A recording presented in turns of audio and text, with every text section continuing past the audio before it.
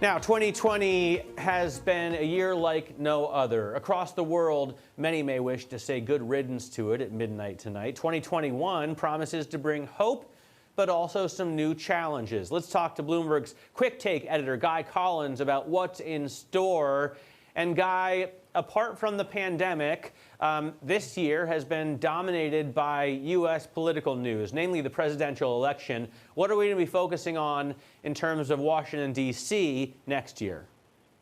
Well, that's right. And obviously the inauguration on January 20th of President-elect Joe Biden is going to be front and center. And the big issue, of course, is what's he going to do once he's in the White House? He's managing a national crisis, of course, with the pandemic. He's pledging to speed up the flow of vaccinations, which has got off to a slightly slow start, according to initial data. But he's got a long list of things he wants to accomplish in his first 100 days. He wants to start rebuilding international relations, of course. The Trump administration took a very aggressive stance towards organizations like NATO and the World Trade Organization. Biden has said that he wants to revoke the U.S. decision to withdraw from the World Health Organization. He's got plans to raise taxes, of course, but only on those earning more than $400,000 a year. He wants to roll back some of the immigration restrictions that the Trump administration brought in, and he wants to push forward on health care as well with an expansion of the existing Obamacare program. And of course, space exploration. We're going to go back to the moon.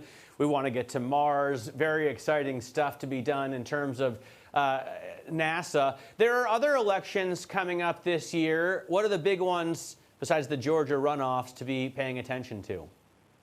Well, indeed, it's a year of elections, and I mean, you mentioned Georgia. That's the big one next week. Could decide, of course, which way the Senate goes in Washington.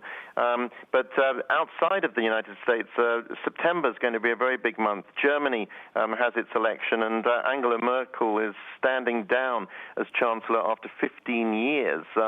And of course, many of the voters in Germany who will be casting their ballots in September have no memory of any other German leader. So it's going to be a sea change there. The centre-right still have a strong chance of retaining power, albeit in a coalition, but obviously there's 9 months to go and a lot can happen, and that's going to be one to watch. Aside from Germany, we've also got elections in Russia in September, parliamentary elections, but there'll be a referendum essentially on the popularity and authority of Vladimir Putin, who has been in power himself for 20 years now, and that's going to be clearly one to follow as well. And then in Hong Kong in September, we're going to have the delayed legislative elections, the vote that was going to take place in September of this year and got delayed because of the pandemic.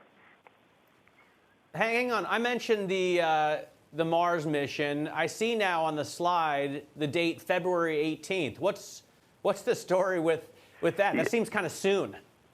Yes, no, it's really interesting, actually. There are two probes currently en route to Mars, which are going to land on the planet.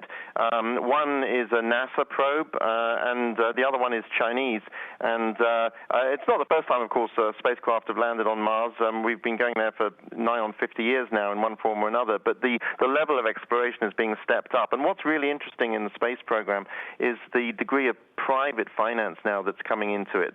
You've got the two wealthiest people on the planet, Jeff Bezos and Elon Musk, both essentially funding their own space programs. Musk wants to go to Mars and build a colony there at some point in the next 20 or 30 years.